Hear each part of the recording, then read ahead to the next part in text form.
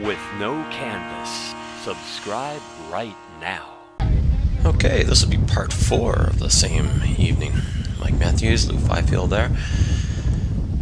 Very quiet group on this particularly somber evening. Normally Ted would be going around interviewing people and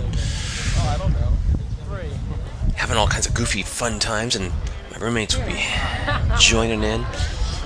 For some odd reason, none of that happened on this particular night. And, looking back now, I take that as a sign.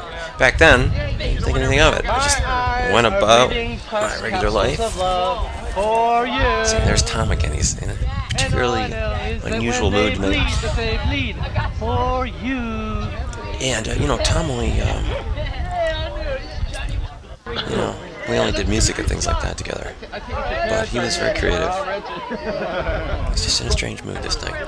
Anyway, this particular night, they didn't go around and do any of the interviews, whatever. I don't know why. It's so strange. And, now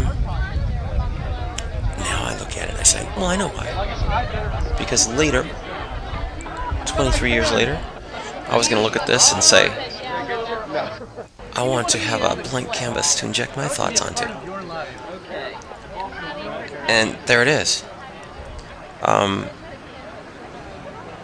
That guy looks like Jan Paul over there. Most of the other videos at the time were about what somebody else was saying. This was just an observation. Whatever caught my eye. I just knew I had to point and I had to shoot at something. Here we go. Maybe he'll have something to say now. Nope, gonna leave it blank for me. It was like this on purpose. This is the first video I'm going to be doing in a retrospect 23, 24, 25 year in the past documentary type style video. And this one is the one that's going to kick it off. It's almost like that's like the first time you ever saw him stand in front of the video camera and not say anything. It's like it's fate.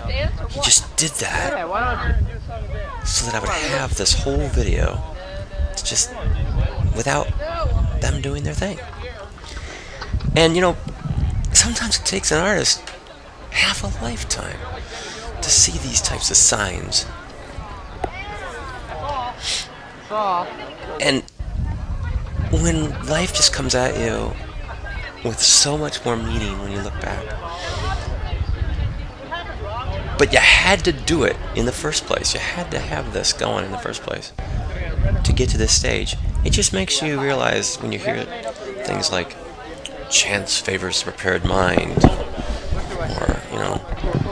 hindsight is 20/20, or just, it makes you realize where these things come from.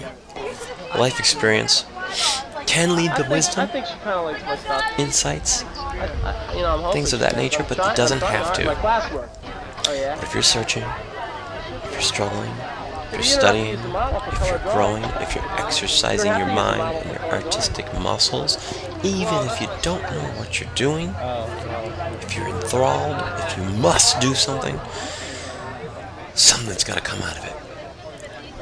It was Socrates that said, the beginning of wisdom is wonder. We must live life with a sense of wonder if we're going to learn from our art, if we're going to develop wisdom.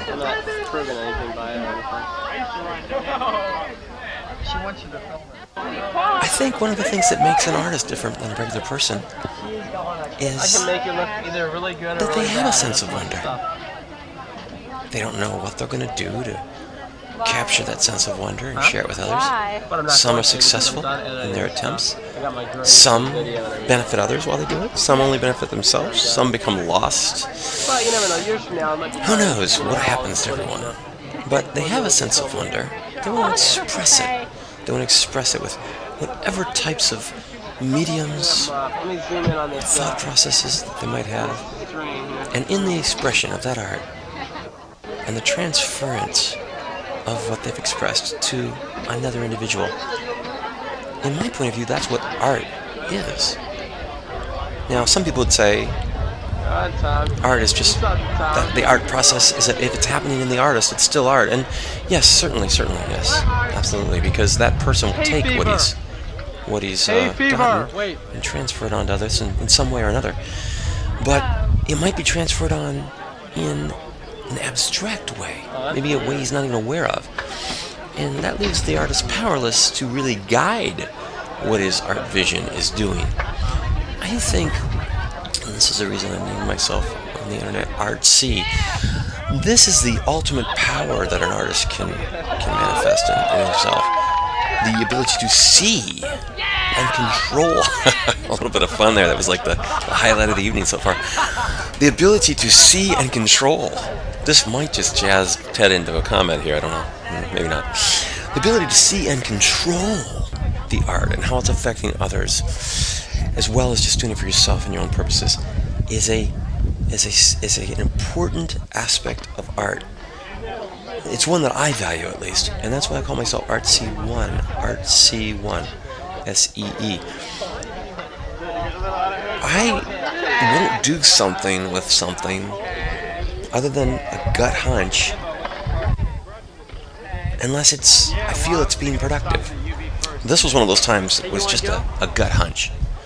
Back then, I just was going, something was making me go. Look at these guys. They're all speechless. This has never happened. I can tell you, I've got tons of videos. Hundreds, thousands of hours. And they've never all been gathered in one place and been speechless, whether on video or not on video. Isn't that amazing? At the time, I didn't think that much of it, although I was aware I was on my own. Because we had done so much of this, it was noticeably, a night when they weren't doing their normal things. I know they're busting forth. They want to do something. But something was holding them down. Maybe it was an unseen force. I'm sure it wasn't conscious on their part. Maybe it was an unseen force, something holding this down, some type of fate that would one day have this noticeably different video in my collection that needed a voice, and that was my way to step up to the plate. If I didn't have this one, that thought might not have occurred to me. Isn't that something? To me it is. And, it would be great if it was something to somebody else, because then I would have succeeded in my ultimate artistic quest, which is to transfer my point of view onto someone else and see if it can benefit them in some way. And then I would have succeeded, and then within my lifetime, my art would have meant something. And this is the most that an artist, I think, can hope for.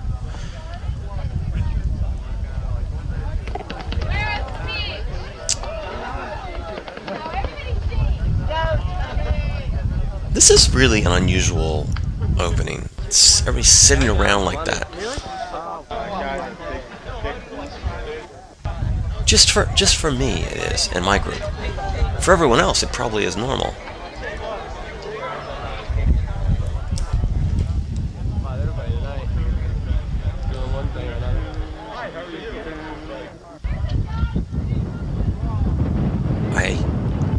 I keep pointing at this girl. I guess inside I wanted to get to know her, and I wondered, what did I miss by not becoming roommate with her? She seemed very friendly,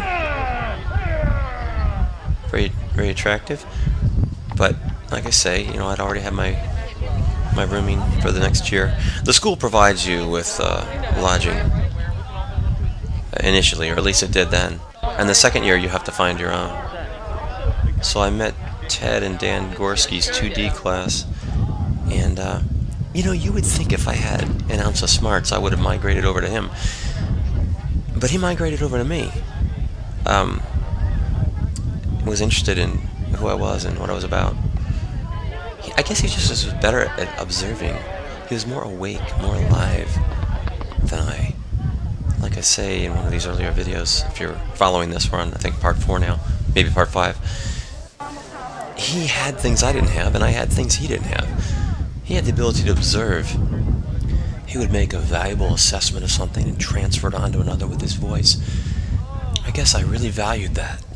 With no canvas, Subscribe right now.